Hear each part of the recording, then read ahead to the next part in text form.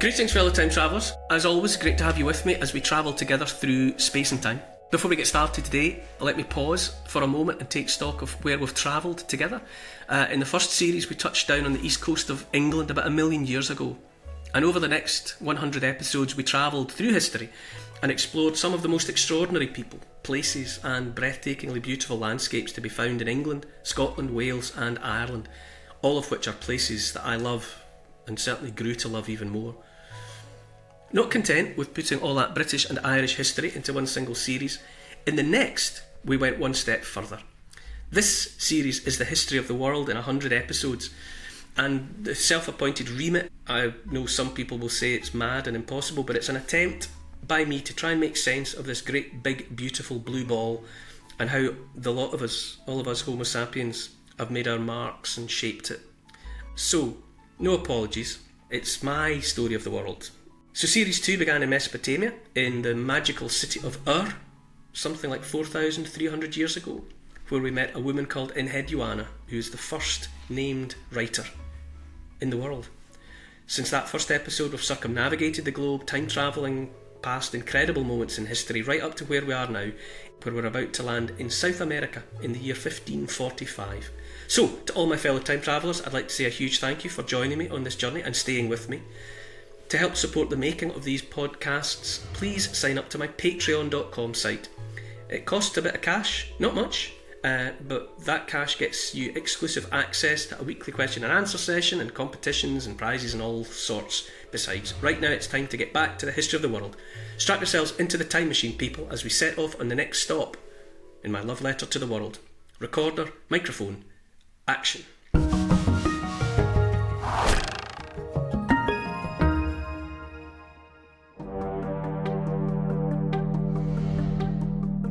It's the 16th century, and the two great powerhouses of international trade decide to split the world in two. Portugal takes everything east of a line running 370 degrees past Cape Verde, and Spain takes everything to the west. In their new territories, Spanish conquistadors strike it lucky and find a fortune in gold and silver that flows out of the Americas back into Spain. And just when they thought things couldn't get any better, an entire mountain of silver is discovered. It becomes, though, a hell on earth for the indigenous people forced to extract the ore, but riches beyond the dreams of avarice for the Spanish. Endeavouring to understand history in hopes of illuminating the future, I'm Neil Oliver, and this is my love letter to the world. Hi Neil. In last week's episode, we followed the story of an incredible ingredient, the humble potato, that travelled from South America to Europe and helped change the world. Where are we this week? Hi Paul, this week it's 1545. We're staying in the Americas and touching down in what is now Bolivia. An indigenous man called Diego Gualpa, employed by the Spanish, has just discovered an entire mountain of silver. We're standing in the shadow of Mount Potosi. We're in South America. We're in Bolivia, really, I suppose, but we're shuttling back and forth across the Atlantic because it's about the connection that was established between the Americas and Europe as it developed in the second part of the 16th century. So it's fairly wide-ranging. The significant year in question is 1545, but we'll come to that. If this one has a theme, it touches on something that I think a lot about in the modern era, which is money. The love of money being the root of all evil, as they do say, and the way in which access to great wealth, the promise or the opportunity for wealth beyond the dreams of avarice, it's got an ugly side. In fact, you might say it's all ugly and always ugly. So in this instance, the source of wealth specifically is silver. But in many ways, as we know, and as we've seen in the last few years, when a narrow clique of people see directly ahead of them the possibility of fabulous wealth, it's not good, and it's never good for for the wider population. As some few gain, many, many more lose, and many lose everything, up to and including life itself. But what we're talking about here is a mountain of silver and the consequences of its discovery. But a bit of a reminder about significant and salient points. The Treaty of Tordesillas was signed in 1494. The Pope oversaw the signing of the Treaty of Tordesillas, which drew a line, a vertical line on the globe of the Earth. It passed through a point 370 leagues west of the Cape Verde Islands in the Atlantic.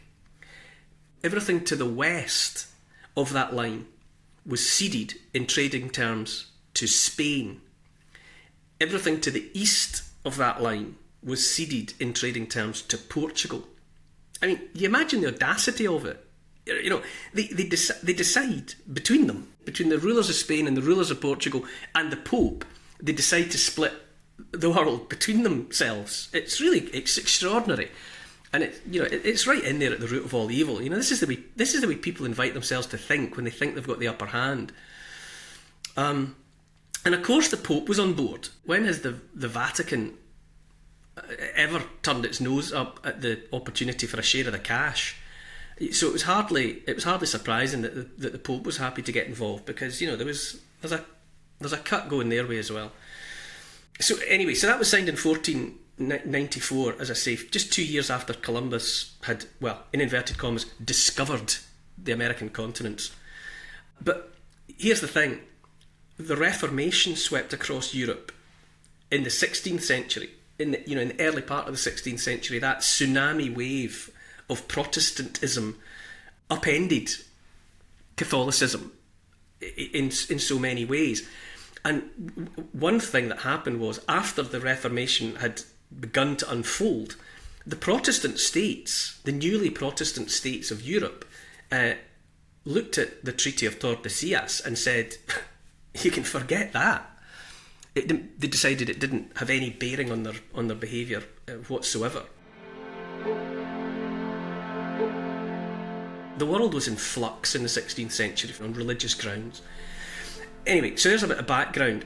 The Spanish conquistador Hernán Cortés, he had gone into the kingdom of the Aztecs in top of South America, and eviscerated it.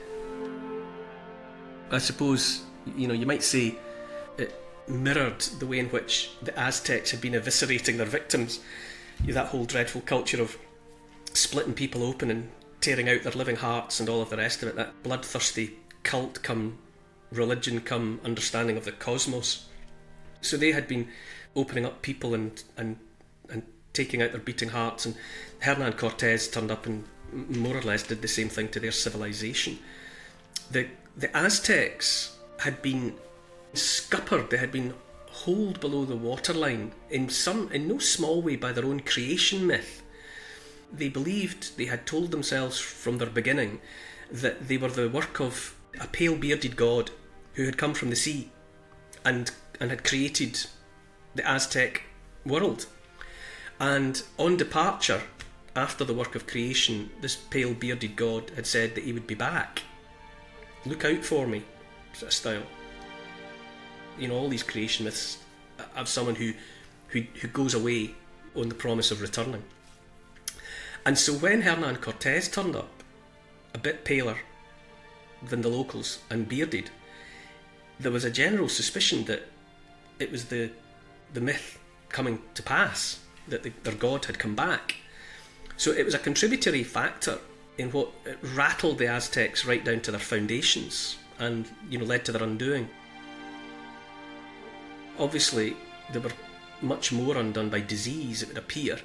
The Europeans, apart from coming in with a view to conquering, but there were only a few thousand men to begin with, and realistically taking over an entire continent wouldn't have made sense, you would have thought. But they had superior tactics, the Spanish coming in, and also they brought disease, which took its dreadful toll over the longer term. So they brought diseases from the old world which had not been known in the new world, and so the people there had no immunity to things like diphtheria, chickenpox, flu, measles, yellow fever, things that in the old world people had acquired some immunity to, we just swept through the Americas, and well, it's very difficult, but I mean, sometimes you'll read that as much as 90% of the indigenous population died of disease. So there was a terrible undoing of the Americas by the arrival of the Europeans. In 1531, Francisco Pizarro invaded Peru and captured and held to ransom their last emperor, Atahualpa, demanded a ransom in gold. They set aside a room and said, right, if you want Atahualpa back, you'll have to fill that room with gold, which the Incas duly did. The amount of gold that was piled up in the room was, well, it was 1 million pesos in value. But so even though they had met their side of the deal, Pizarro had Atahualpa executed anyway, actually garroted. He's like throttled with a cord around his neck, tightened with a stick being twisted in it until he breathed no more. So I mean, it's so ugly. As I say, when there's gold in prospect for people, the people with the sharpest appetite for gold are prepared to do the most appalling things and to turn a blind eye to other appalling things that happen in their shadow.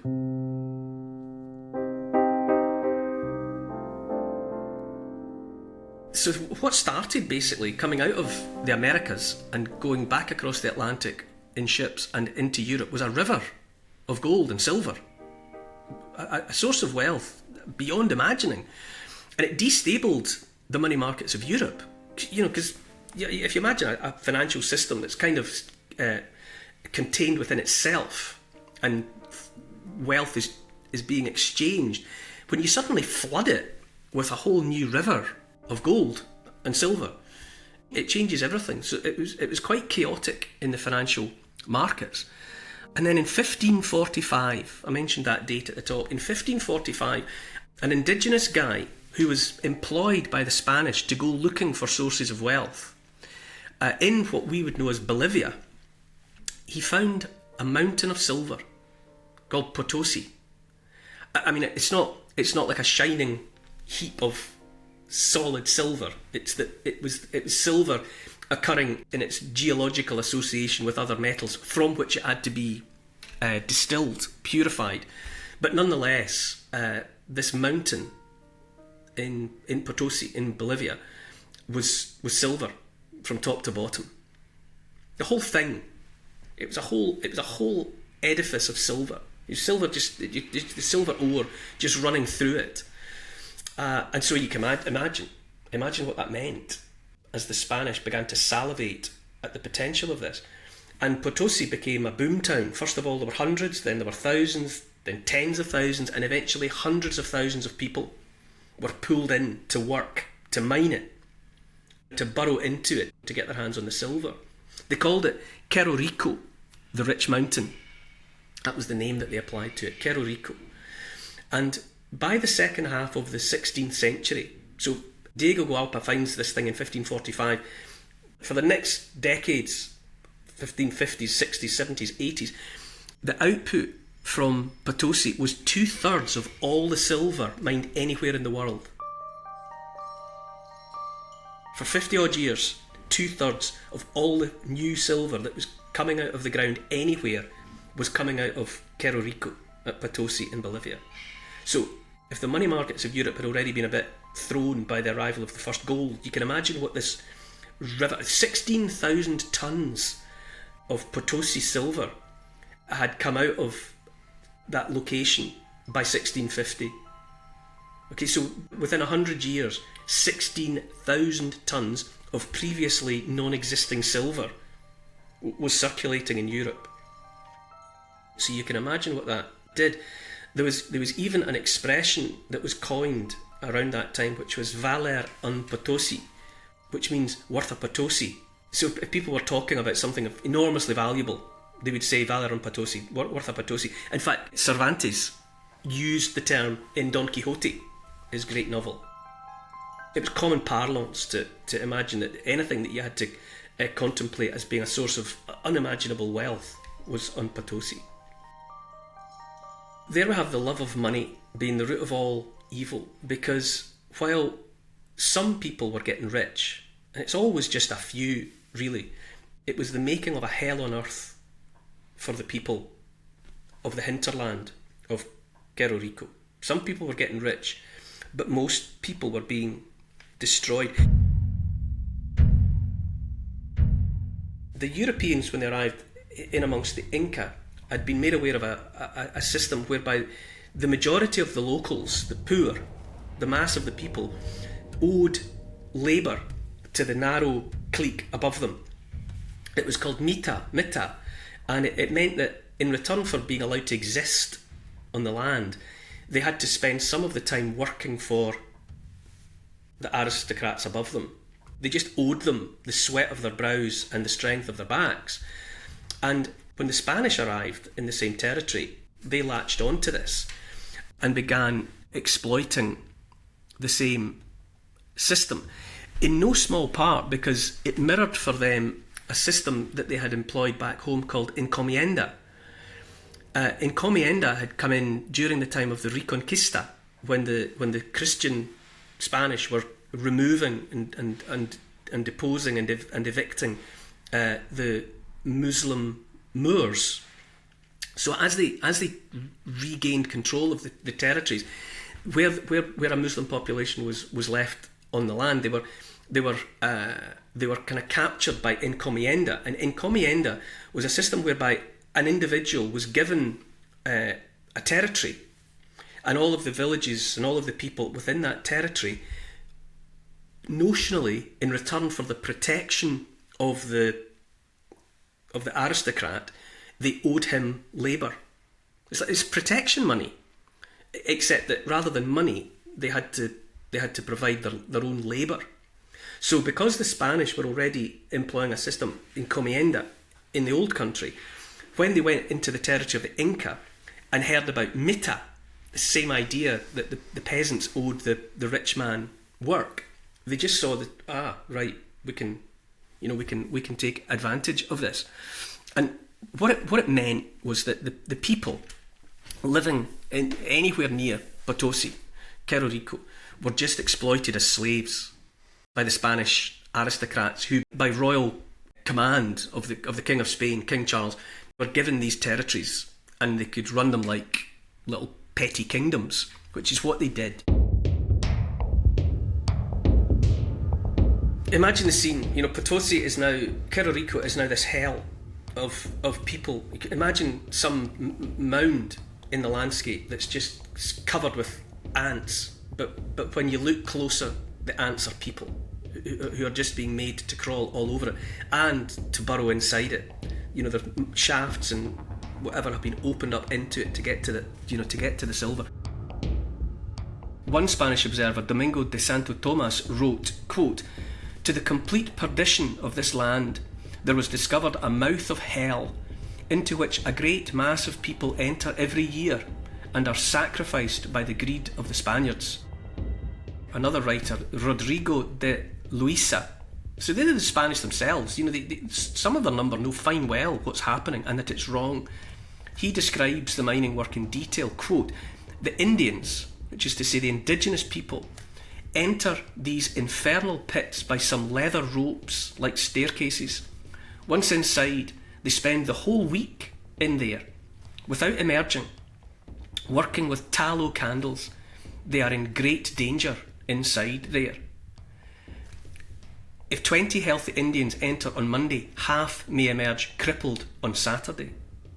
So these people are just being emptied into the mine as though they matter not a jot. They're just cogs. They've gone from being human beings with lives and aspirations to cogs in a hellish machine designed for one thing and one thing only, which is to get silver out of the ground that the Spaniards can then take back to Spain.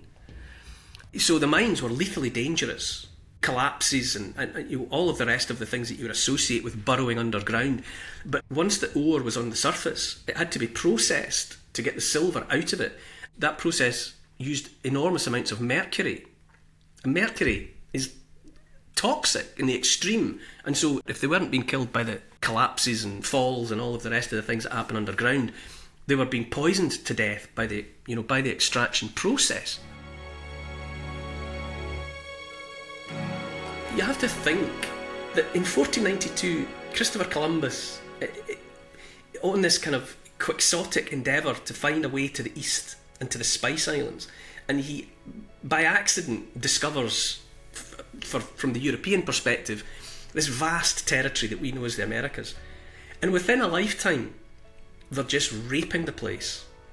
The people that follow in his train are just raping the place. People are dying in the thousands, in the hundreds of thousands, in the millions.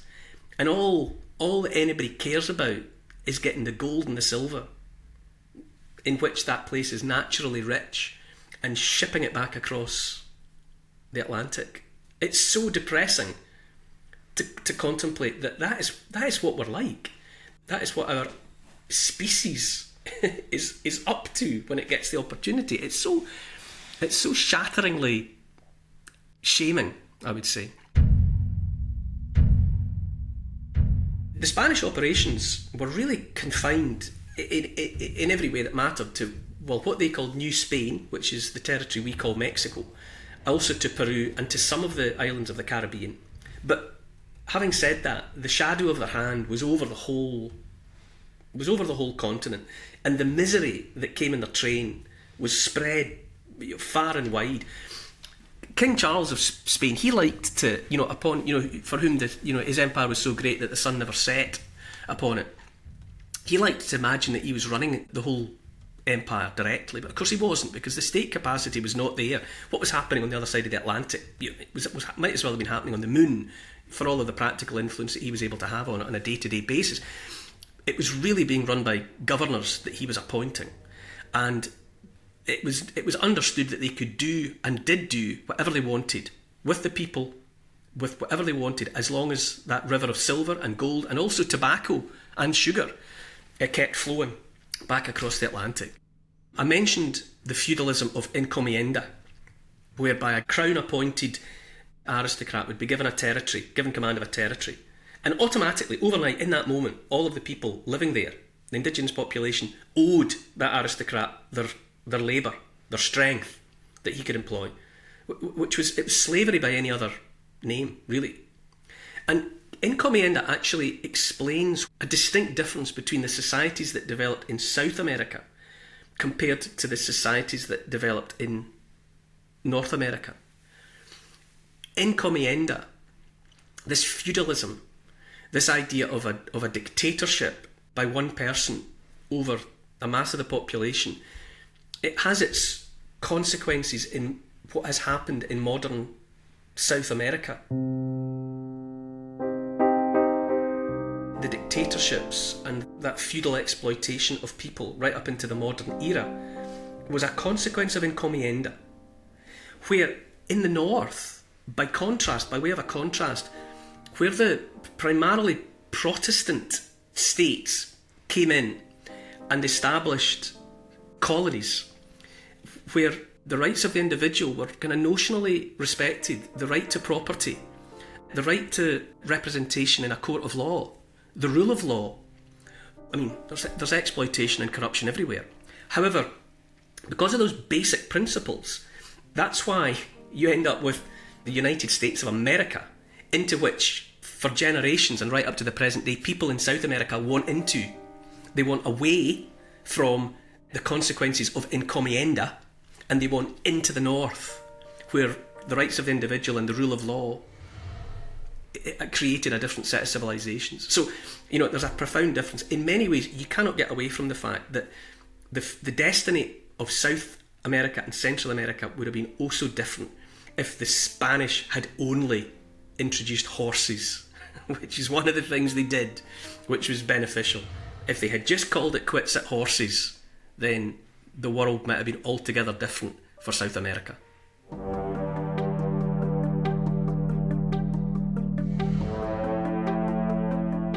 A place that seems less like a country and more like a state of mind, spanning 2 continents and 11 time zones. It's the biggest country in the world, twice the size of China or the United States of America. Ivan the Terrible expanded its territory exponentially. Key to the successful control of this vast landmass was a centre of gravity made of strong leaders wielding power with the pull of a black hole. Next time in my love letter to the world.